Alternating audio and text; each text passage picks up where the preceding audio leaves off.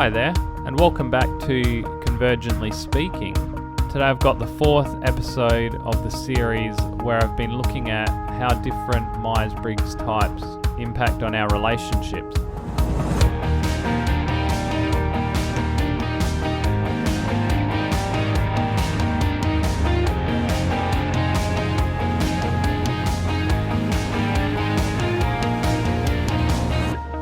The fourth and final dichotomy that I'm looking at today is the judger versus perceiver dichotomy. So when you see Myers-Briggs personality type written down with the four letters, this is the J or the P that's always listed at the end. Like most profound ideas, as they filter their way into society and in the mainstream consciousness, they often end up becoming stereotypes. So, for example, we've got stereotypes about extroverts and introverts. Extroverts are loud and bombastic, and introverts are shy, retiring, and don't like people. And with most stereotypes, there is an element of truth in these things. But of course, some have less truth to them than others. When it comes to the J versus P dichotomy, there's quite a lot of stereotypes out there. Maybe not in the mainstream consciousness, because while the average person in society likely has some awareness of what introvert and extrovert means, most wouldn't know judger versus perceiver. However, for those that have even a little bit of exposure to the Myers-Briggs system, they usually have some understanding. So I just wanted to name from the outset my personal opinion that the stereotypes with the J versus P dichotomy are probably more unhelpful in general than some of the other stereotypes. When I do a formal profiling session with someone, and I ask questions related to the judger versus perceiver dichotomy, I put less weight on the answers and that data point, because for the simple fact that there are a lot more red herrings in this corner of the system than maybe some of the other dichotomies. So generally speaking, we think of judges as being more structured, more systematic, more time-orientated. They like routine. They like lists. They're more likely to wear a watch. And, if you were to grab their calendar, they're, more likely to have days, weeks, or even months or years ahead planned out for their life. Generally speaking, I've also found that judges tend to have less unread emails in their inbox and like to have a particular place and spot for everything. So they have a place where they keep their phone and their keys and their wallet, for example.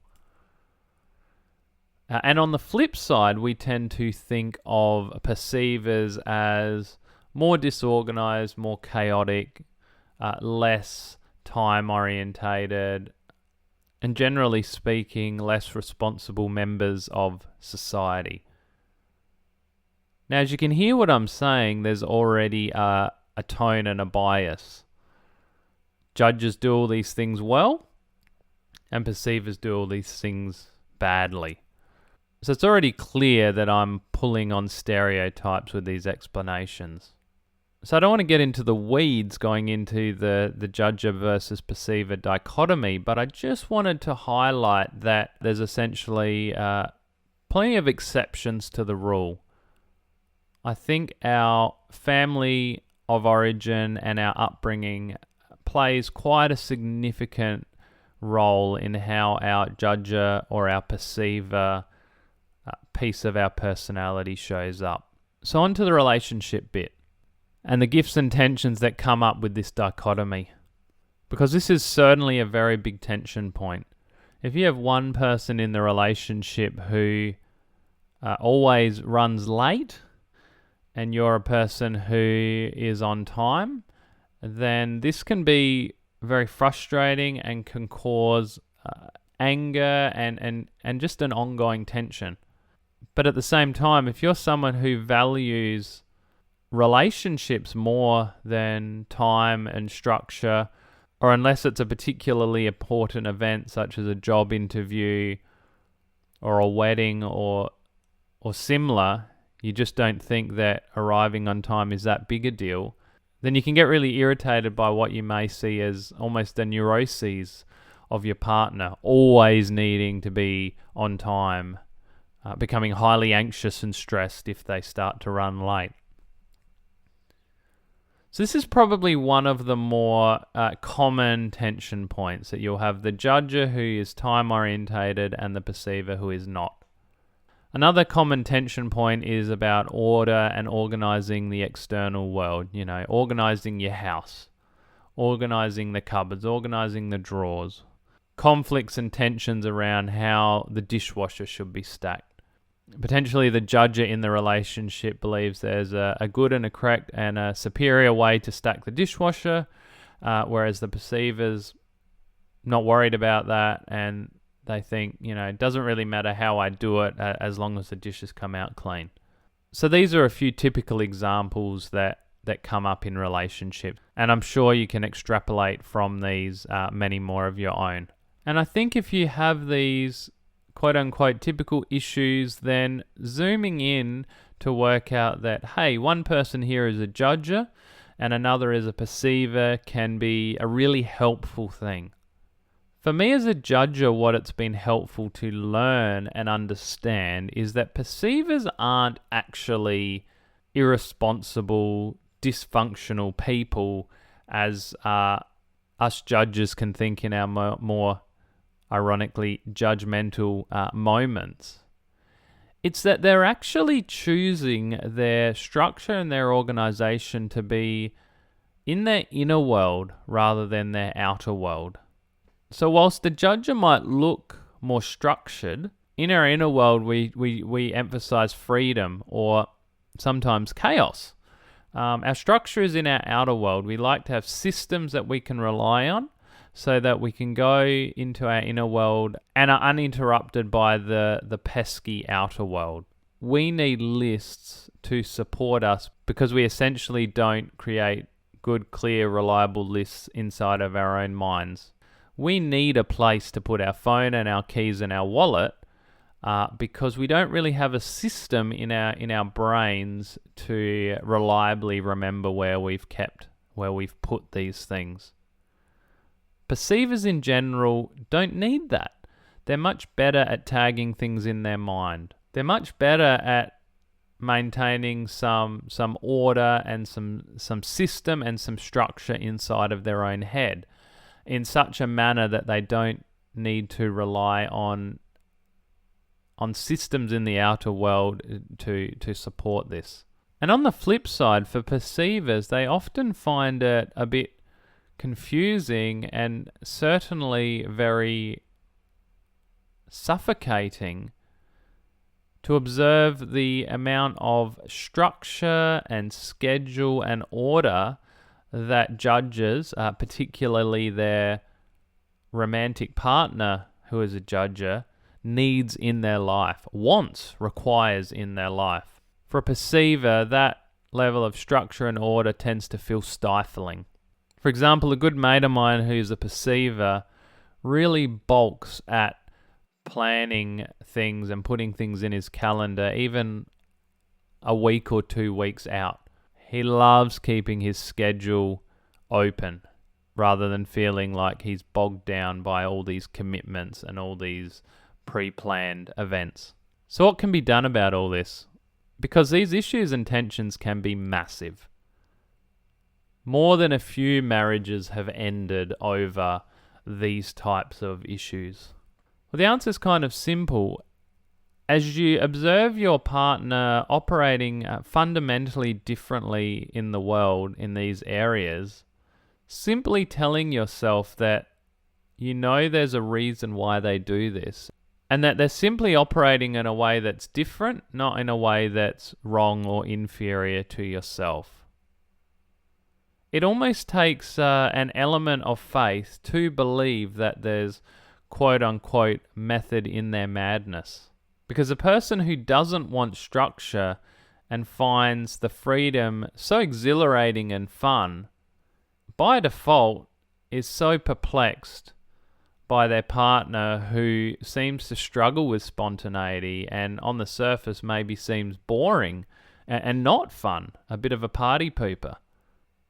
But when they start to realize that this structure and this lack of spontaneity plays a certain role, because judges do tend to struggle with spontaneity more, then they can start to hold grace. And on the flip side, when a judge starts to recognize that their partner actually does have ways and means to get from point A to point B to point C, without necessarily having to write a list or maintain a detailed calendar or schedule, then they can also start to hold space. But it's not just about holding space, but it's also about letting the gifts that the other brings speak to oneself in a prophetic manner. So for the judger having a perceiver in their world, the perceiver's continuously a lived experience of loosening up a bit and having more fun. There's a prophetic message in any dichotomy that's different to our own, there for us to hear and receive if we'll only be open. Now, at the risk of repeating myself, I just wanted to say another word about red herrings. There are plenty of perceivers out there who look and operate like judges, and there are plenty of judges who look and operate like perceivers. So if you're a person that's a perceiver in your personality type, however you grew up with two parents that are judges and who instilled a lot of structure and system and order in the way that they parented you, then you may actually be quite time orientated or simply see the value of lists or different systems and that kind of thing. But it doesn't fundamentally change the fact that you still have a skill and ability and a bias towards organizing things in your own mind. And on the same token, if you're a judger but you grew up with one or two parents that were perceivers, then you may not have developed the same quantity and quality of judger type traits that we would stereotypically expect. But once again, that doesn't take away from the fact that inside of your own mind is where you prioritize your freedom and also potentially struggle to think in a systematic and linear way. So whilst there are stereotypes, and I've certainly observed that when the shoe fits, understanding this dichotomy can be enormously profound and enormously powerful, I've also observed there's a lot of exceptions to the rule. And of course, we can change and develop and grow over our lifetime. So had you seen me 10 or 20 years ago, it would have been clearer and more obvious that I'm a judger. But as I've let the prophetic message of the perceivers around me speak to me, I have loosened up a bit. I've developed ability to be more flexible around schedule and time and that kind of thing. The last piece to this puzzle that I think is important to discuss is relationships where there are two people who are judges or two that are perceivers. And similar to the other dichotomies that I've discussed, what this creates is a blind spot. So the relationship might have a level of natural rhythm and flow that those with a different dichotomy in this area won't naturally have. A symbiosis because both parties are valuing some similar things and ways to operate in the world. So what are some of these blind spots or handicaps, if you will? Well, for a couple that are both perceivers, a lack of structure and order and system in their life and their family life could be prevalent. They're likely to be great at being spontaneous in the moment, but for example, planning out longer term goals, saving for holidays, or working out where they want to be as a family in 5 years or 10 years may be lacking. They may have big ideas, but struggle as a couple, struggle as a family to create and implement processes for getting to these goals. And in a couple where it's both judges, you'll often have a bit of the opposite. So they might be structured and systematic and planned in certain ways, but lack a bit of the zeal and excitement that comes with being spontaneous and doing things last minute. This type of couple tends to get more knocked off by left field things that happen through the day.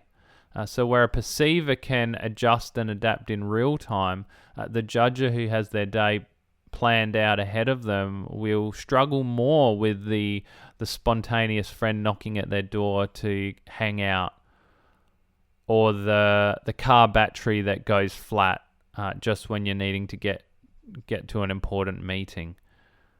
So like all the dichotomies and relationship arrangements, none are superior, none are better. Some have more obvious advantages, and some you have to fight and dig a little deeper to find. But I want to encourage you guys that are out there that are in relationships with someone that has an opposite dichotomy to what you have. Because there are tremendous gifts in that arrangement, and the complementary nature of having different dichotomies shouldn't be understated. On a day-to-day basis, it can make things much harder. I'm not going to pretend that this reality doesn't exist. But when you start to understand your partner and why they do what they do and why they think what they think, because of differences in personality to yourself, a whole new world can open up where you can start to focus on the gifts and the benefits in that dichotomy difference, as opposed to all the struggles and challenges and pain points. So I really hope this series has been of value to you. And if you have enjoyed it, and if it has been enlightening, I just ask that you think of a friend or two that you could share it with, or a couple or two that you could share it with. And also, if you have a moment, please leave a rating and a review on whatever platform you're listening to this podcast on, because that really helps me out and it encourages me to know that I'm on the right track and that I'm providing helpful and useful content. So thanks again, and I will talk to you next time on Convergently Speaking.